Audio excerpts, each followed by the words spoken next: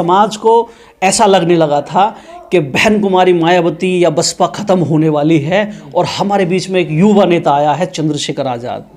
लेकिन इतने बड़े बवाल के बाद, इतना अपमान होने के बाद चंद्रशेखर आज़ाद जी ने कोई भी प्राथमिक तरीके से बाबा साहब के पक्ष में अमित शाह के खिलाफ एक भी मेमोरेंडम नहीं दिया अभी तक।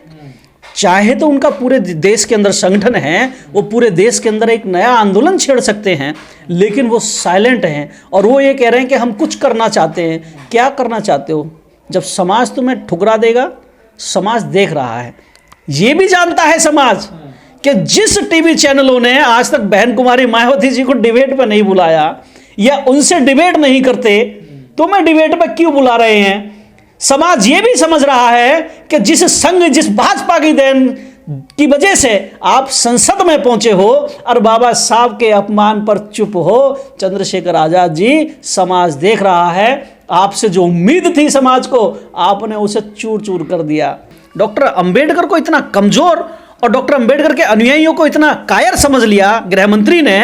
इन्हें पता नहीं है कि ये जिंदगी में भी इस्तीफा तो इन्हें देना पड़ेगा और जिंदगी में भी संसद छोड़ो, विधानसभा के योग्य नहीं बचेंगे। जिस तरीके से गृह मंत्री ने अपशब्दों का इस्तेमाल किया, जिस तरीके से अमर्यादित भाषा का इस्तेमाल किया, और उसके बाद देश के प्रधानमंत्री नरेंद्र मोदी ने 6 ट्वीट लगातार उनके पक्ष में किए, ये और भी ज्यादा शर्मनाक हो गया।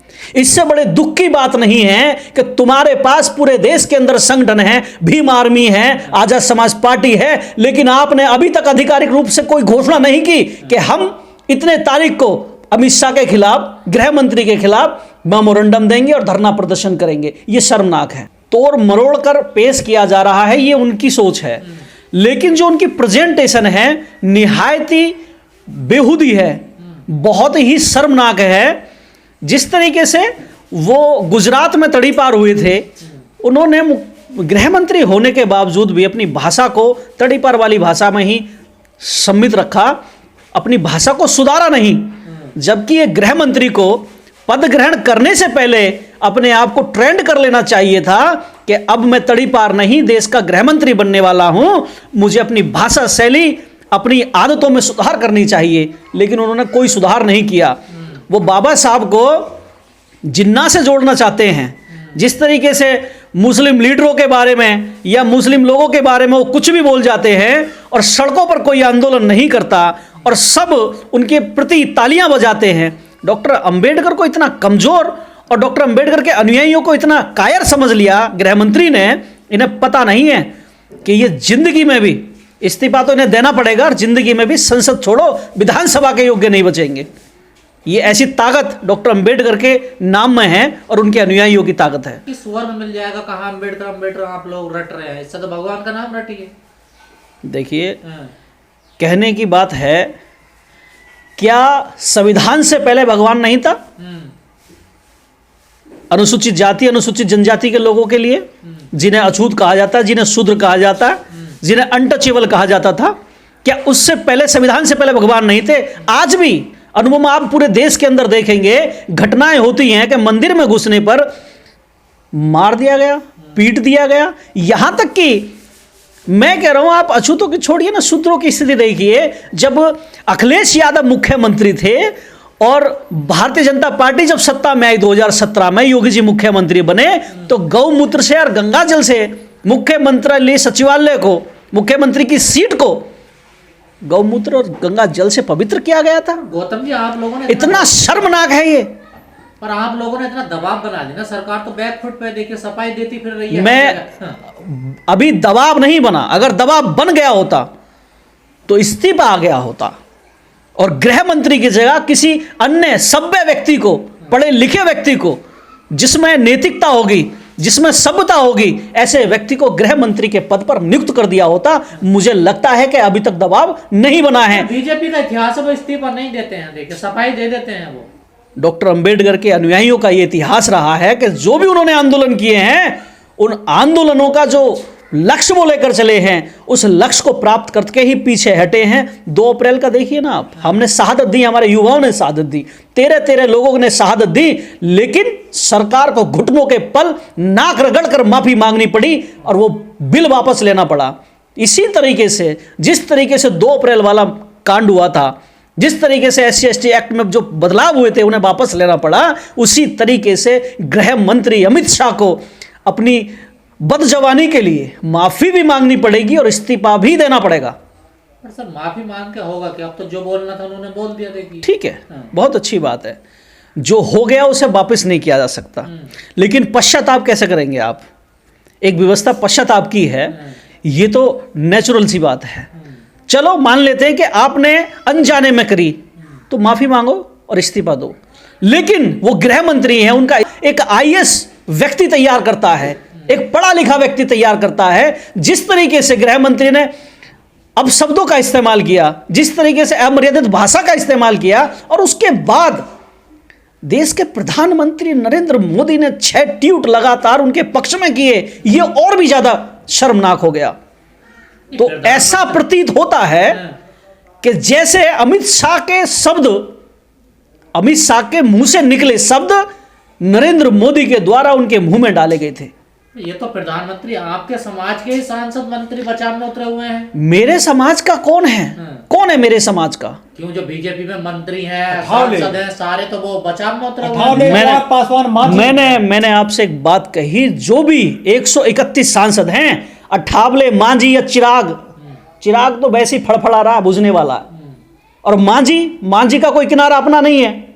रही बात अठावले की, वो तो उठा हुआ चूल्हा है। वो तो खुद कहता है संसद के अंदर कि कल कांग्रेस सत्ता में आएगी तो हम तुम्हारी तरफ होंगे, भाजपा को कोस रहे होंगे। इन लोगों का अपना कोई वजूद नहीं है। ये 131 आरक्षण की पैदाइश लोग हैं। इन लोगों का काला मुंह करके गधे पर बिठाकर इन्हें पूरे देश के अंदर घुमाना चाहिए। ये किसी योग्य नहीं है। मैं कह रहा हूं राजनीतिक आरक्षण को समाप्त कर दो। ऐसे 131 जो बैठे हैं ना संसद के अंदर, वो नजर नहीं आएंगे आपको।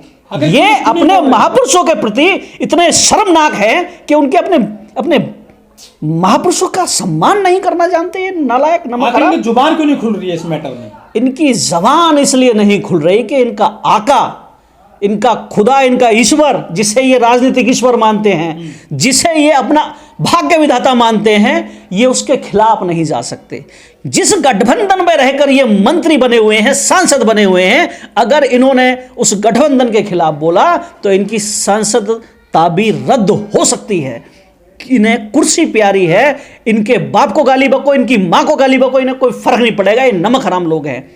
तो बाबा साहब के साथ में धोखा कर रहे हैं ये मैंने कहा, इनकी तो मां को भी शर्म आती होगी कि मैंने किस नालायक बच्चे को जन्म दिया है, जो अपने महापुरुषों का सम्मान नहीं बचा सकता, जो मेरी मान मर्यादा नहीं बचा सकता।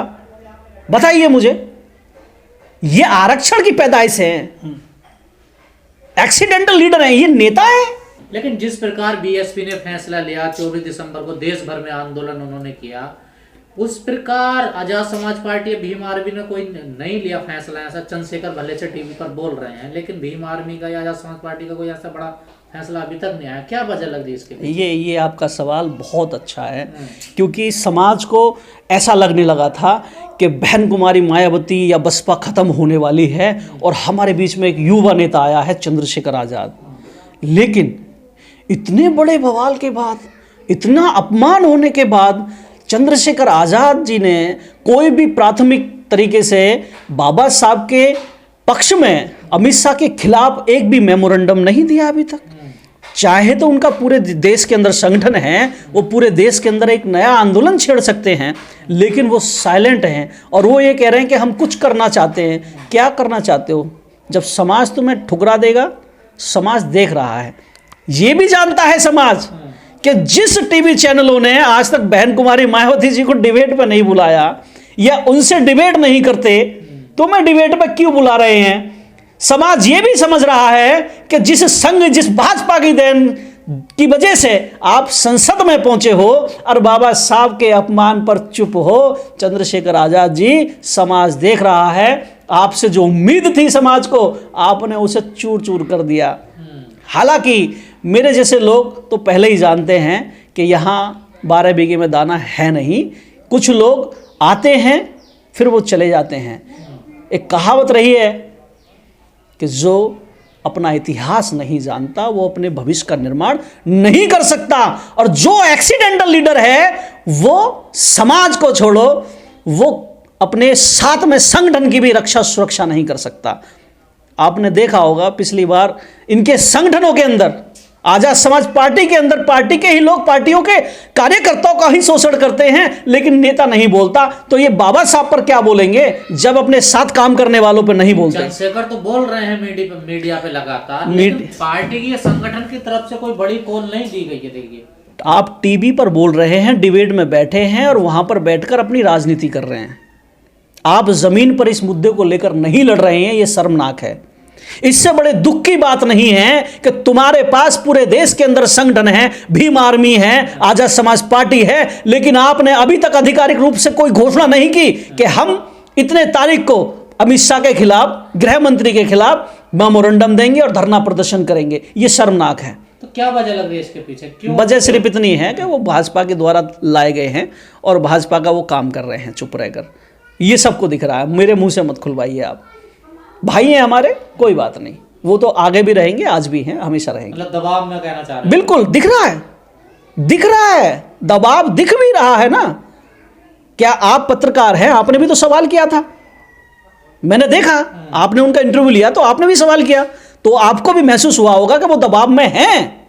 वो चाहते हैं कि किसी ऐसी कमेटी का मुझे सदस्य बना देगी भारतीय जनता पार्टी, जिससे मुझे और मेरी राजनीति को कुछ उछाल मिलेगा।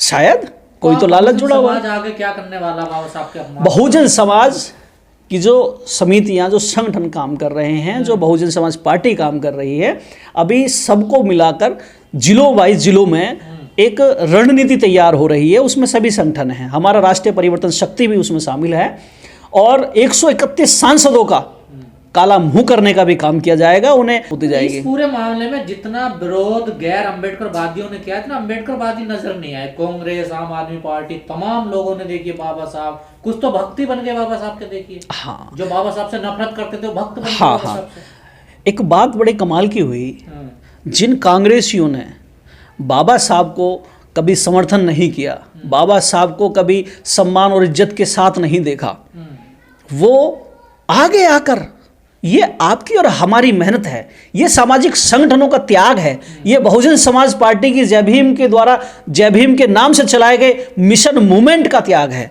ये जो जितने भी हमारे वामसेप में काम करने वाले हों, या बहुजन समाज पार्टी में काम करने वाले हों, या गैर राजनीतिक संगठनों में काम करने वाले लोग हों, ये उन लोगों ने जो त्याग अपना दिया है, सड़कों पर नारे लगाए हैं, जमीन पर जाके आंदोलन किया है, ये सब उसका त्याग है। कि जो बाबा साहब से नफरत करते थे, आज वो भी बाबा साहब को अपने सर पर बिठा कर घूम रहे हैं, मजबूर हो गए जय भीम का नारा लगाने के लिए, मजबूर हो गए संविधान को हाथ में लेकर चलने के लिए।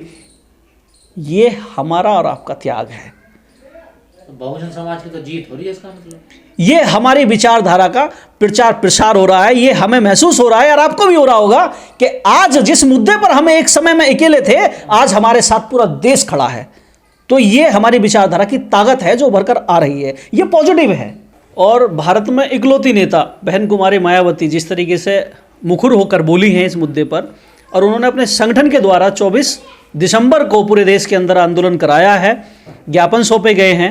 अभी बहुजन समाज इस पर रणनीति तैयार कर रहा है। जो अनुसूचित जाति, अनुसूचित जनजाति के नाम पर जिन लोगों ने जय भीम का नारा लगाकर अन्य अन्य पार्टियों में, लोकसभा में आरक्षण लिया है और वो सांसद बनकर बैठ गए हैं, उनका मुंह काला करने की भी रणनीति बन रही है, और अमित शाह जी से इस्तीफा दिलाने की भी रणनीति बन रही है। जब सांसदों के मुंह काले किए जाएंगे, बिल्कुल किए जाएंगे, जरूर किए जाएंगे, किसी भी स्थिति में किए जाएंगे। मुकदमे लिखे जाएं, कोई दिक्कत नहीं है, वो गोली चलाएंगे तब भी उनका मुंह काला किया जाएगा, छोड़ा नहीं जाएगा, बख्शा नहीं जाएगा। क्योंकि एक भी नमक हराम सांसद ने संसद के अंदर उस बात को मुखर होकर नहीं उठाया और इस्तीफे की मांग नहीं की, ये शर्मनाक है। ऐसे सपोलों को संसद भवन से निकालकर फेंक देना चाहिए।